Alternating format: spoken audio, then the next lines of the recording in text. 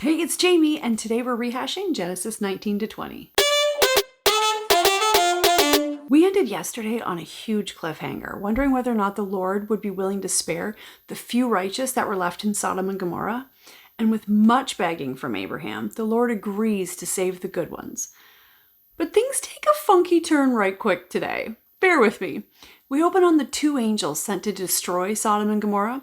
They meet up with Lot. They head to his place, telling him and his family they got to get the heck out of Dodge, as it's about to literally rain fire. So Lot opens the door to leave town, and the doggone town has the house surrounded. They want Lot to send out the two male strangers, the angels, so they can have sex with them. What? Yeah, and then check this out. Lot refuses, obviously, but offers one of his virgin daughters to these perverts instead. Like, not cool, Dad, but fret not, Monsieur. Those angels were there to the rescue. So they blind the bad guys so Lot and his whole family could make a break for it, and they do. So narrowly, but they do.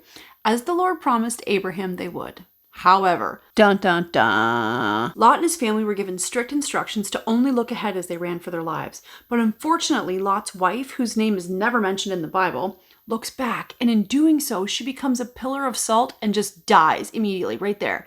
So if it's okay with you, I want to stop right here, just for a second. Isn't this misstep of Lot's wife the lesson of all lessons for a Christian life? Look forward, look ahead. When you're baptized or when you give your life to Christ, you're leaving the person you were, the past, yesterday, all behind. Living in reverse can steer you so far away from Him. The Lord makes a clear point here.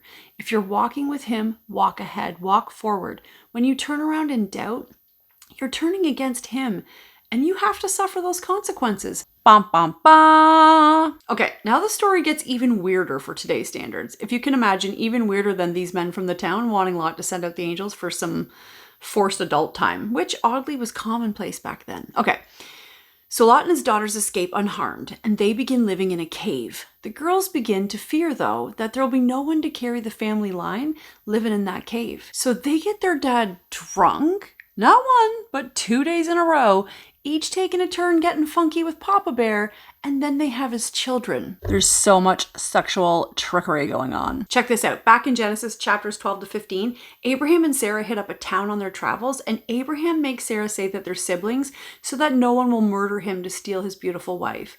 And then he does it again in today's chapters as well. But here's the kicker. They're actually half siblings in real life. Ew! Rather than trusting in the Lord, though, to protect him not once but twice, Abraham relies on his own judgment to get him through these sticky situations. Like, Abe's like an old dog, man. No new tricks to be learned by this guy. Anyways, tomorrow we'll be reading Genesis chapters 21 to 23 if you do want to read ahead. And let me know what you got out of today's chapters. I was kind of all over the place. It was hard to read like super pervy things, especially out of my Bible. You know what I mean? So I hope you have a blessed day. Drop a comment below, please. And don't forget to say your prayers. See you tomorrow. This is the Bible in a Year theme song.